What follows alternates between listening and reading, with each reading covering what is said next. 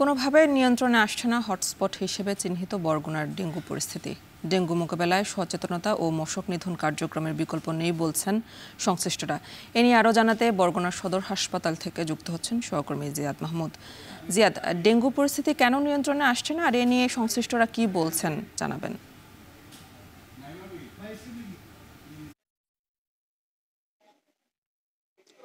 যে জনপদে সূর্য উঠতো একটা সময় স্নিগ্ধ আর সজীবতায়, সেখানে কিন্তু এখন সকাল হয় মানুষের উৎকণ্ঠা আর উদ্বেগ নিয়ে। কেননা এখানের যারা রয়েছেন, রোগী রয়েছেন, স্বজন রয়েছেন, কিংবা নতুন করে ডেঙ্গুতে আক্রান্ত হচ্ছেন, তারা কিন্তু প্রতিনিয়তই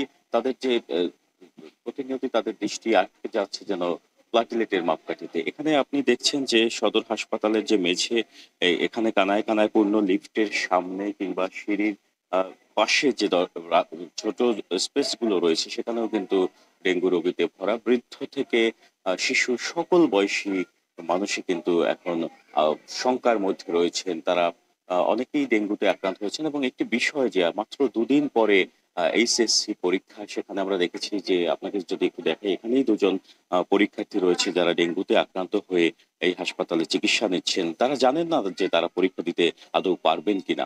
তো এখানে আমি যেটা বলছিলাম যে, নানা শ্রেণী পেশার মানুষ, বিশেষ করে বরগুনায় যারা আক্রান্ত হচ্ছেন, তাদের বেশিরভাগই নিম্ন আয়ের মানুষ, কৃষক কিংবা জেলে।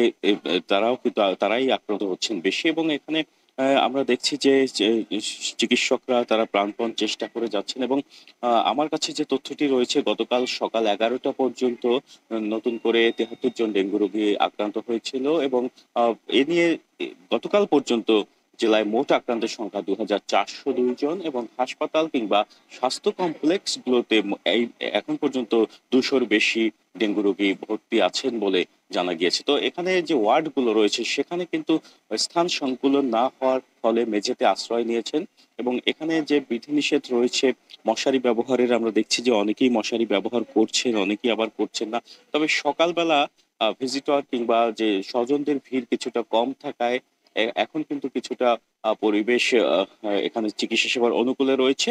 আর এদিকে জেলা প্রশাসন, পৌর প্রশাসন, তারা মশক নিধন কার্যক্রম অব্যাহত রেখেছে। যদিও এতদিন যে সমস্যাটি হয়েছিল, বৃষ্টিপাত হওয়ার ফলে এখানে মশক নিধনের ক্ষেত্রে যে ঔষধ স্প্রে কিংবা এখানে অন্যান্য যে কার্যক্রম, সেটি কিন্তু ব্যাহত হয়েছিল। আজকে সকাল থেকে দেখেছি রৌদ্রোজ্জ্বল সকাল, এবং এখন থেকে যদি মশক নিধন কার্যক্রমটি যথাযথভাবে করা যায়, তাহলে এই ডেঙ্গু পরিস্থিতি কিছুটা নিয়ন্ত্রণে আনা সম্ভব বলে বলছেন সচেতন মহল। তো এই ছিল বরগুনা সদর হাসপাতাল থেকে ডেঙ্গু পরিস্থিতি সবশেষ তথ্য।